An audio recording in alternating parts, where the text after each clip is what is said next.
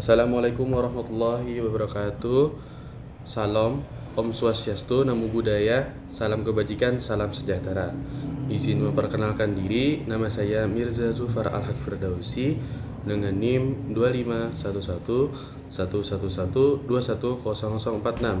Saya mahasiswa dari Fakultas Kedokteran Gigi, Prodi Kedokteran Gigi, Universitas Lambung Mangkurat di Banjarmasin, Kalimantan Selatan, Indonesia. Baik, di sini saya akan menjelaskan tentang anatomi genitalia wanita. Di sini poinnya adalah bagaimana kita bisa memahami tentang keajaiban sistem reproduksi wanita. Baik, langsung saja. Yang pertama ada genitalia externa atau vulva, atau bisa disebut juga sebagai gerbang pelindung nih. Nah, di gerbang pelindung itu atau genitalia externa itu ada yang pertama ada mons pubis. Mons pubis sendiri itu adalah lapisan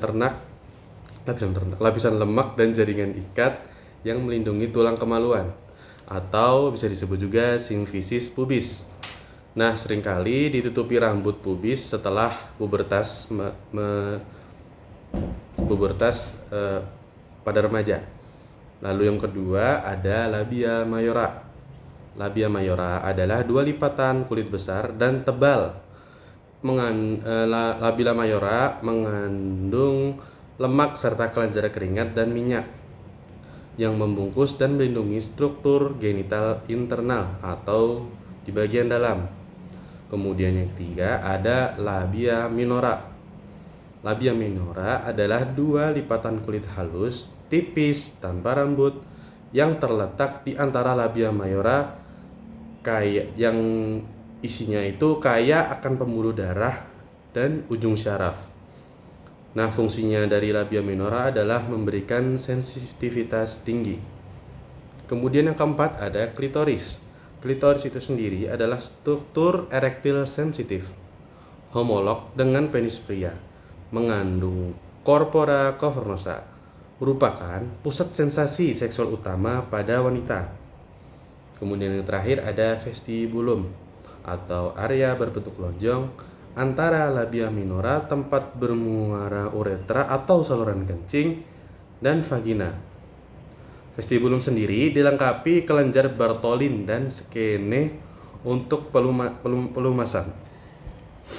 Baik, kemudian bisa dilihat ada bagian-bagian seperti isthmus, fundus uterus, follicie kedua, primary follicle, corpus luteum, corpus albicans, ovarian ligamen, endometrium, myometrium, perimetrium, formix of vagina, cervical canal, internal os of cervix, uterine body cavity, kemudian external os of vaginal cervix, dan vagina.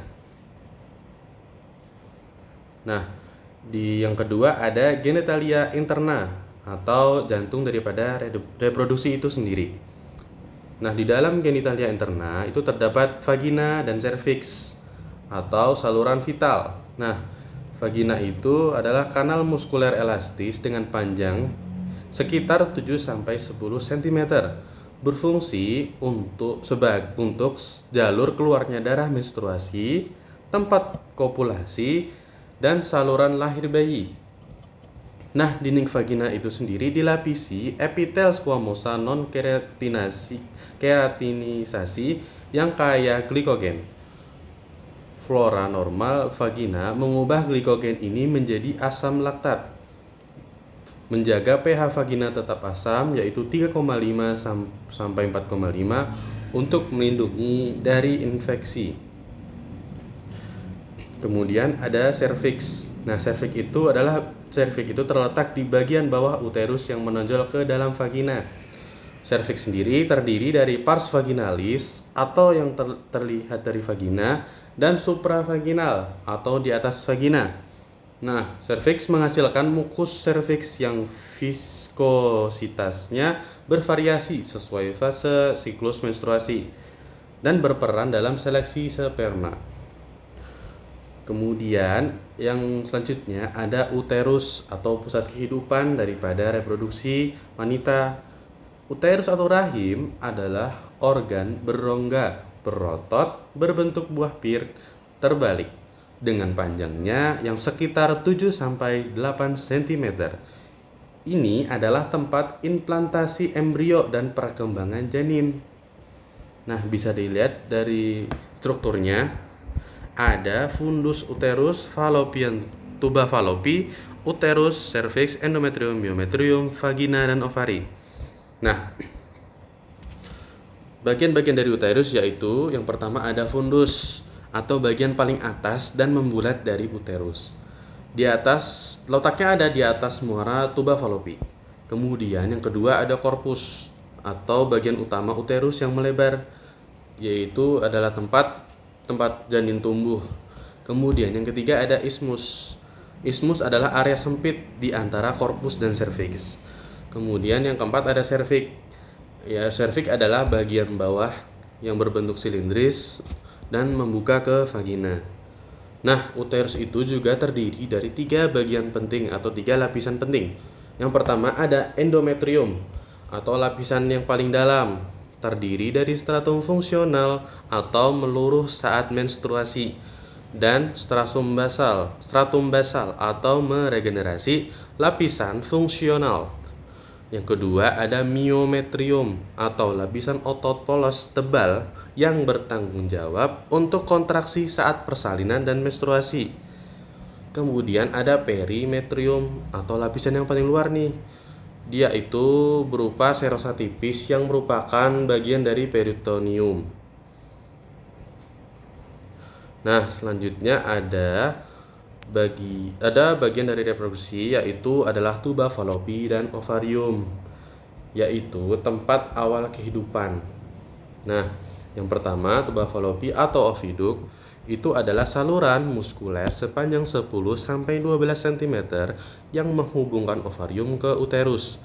Terdiri dari fimbriae atau struktur seperti jari-jari di ujung infundibulum menangkap ovum.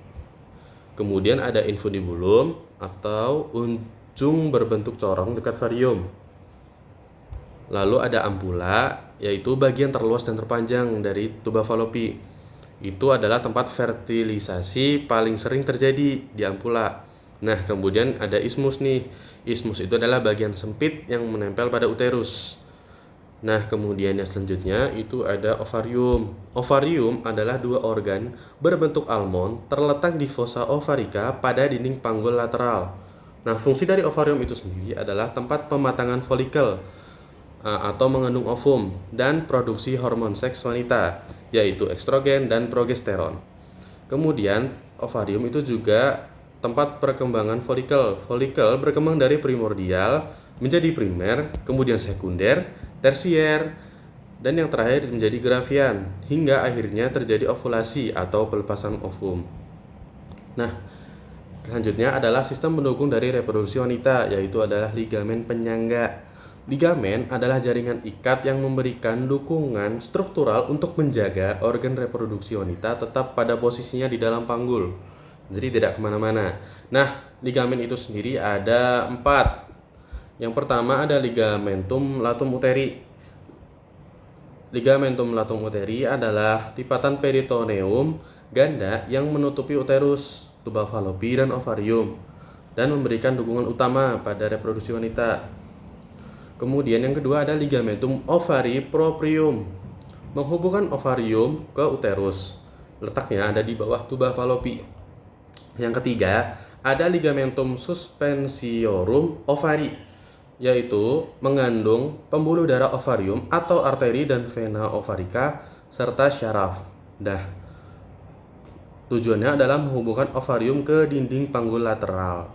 Nah, yang terakhir atau yang keempat ada ligamentum rotundum, berjalan dari uterus melalui canalis inguinalis dan berakhir di labia mayora. Tugasnya adalah menjaga posisi uterus tetap anteversi. Nah, yang selanjutnya ada suplai darah atau jaringan daripada kehidupan di reproduksi wanita. Sistem reproduksi wanita itu menerima suplai darah yang kaya untuk mendukung fungsi kompleksnya. Yang pertama itu ada arteri uterina atau cabang utama dari arteri iliaca interna, berjalan di samping uterus dan memberikan suplai darah ke uterus serta bagian atas vagina. Kemudian ada hubungan ureter atau arteri uterina, memiliki hubungan anatomis yang sangat penting dengan ureter yang krusial dalam prosedur bedah panggul untuk menghindari cedera ureter. Kemudian yang ketiga ada arteri ovarika, yaitu adalah cabang langsung dari aorta abdominalis yang fungsinya adalah memasok darah ke ovarium dan sebagian tuba falopi. Nah, selanjutnya ada aspek klinis nih untuk reproduksi wanita, relevansi medis. Pemahaman anatomi sangat penting untuk diagnosis dan penanganan berbagai kondisi klinis yang berkaitan dengan sistem reproduksi wanita. Yang pertama ada endometriosis atau kondisi di mana endometrium tumbuh di luar uterus menyebabkan nyeri dan masalah kesuburan. Kemudian ada juga kista ovarium. Kista ovarium adalah kantong berisi cairan yang berbentuk di dalam atau di permukaan ovarium. Umumnya jinak, tapi dia bisa menyebabkan nyeri tetap. Kemudian ada prolaps uteri, yaitu adalah melemahnya otot dan ligamen panggul yang menyebabkan uterus itu turun ke dalam atau keluar dari vagina, seperti kasus yang sedang viral. Kemudian ada kehamilan ektopik, yaitu kehamilan di luar uterus, di mana ini sering terjadi di ampula tuba falopi, merupakan kondisi yang termasuk darurat medis. Baik, mungkin cukup sekian penjelasan dari saya. Mohon maaf apabila ada khilaf salah dalam penyampaian saya. Terima kasih atas perhatiannya kepada audiens. Wassalamualaikum warahmatullahi wabarakatuh.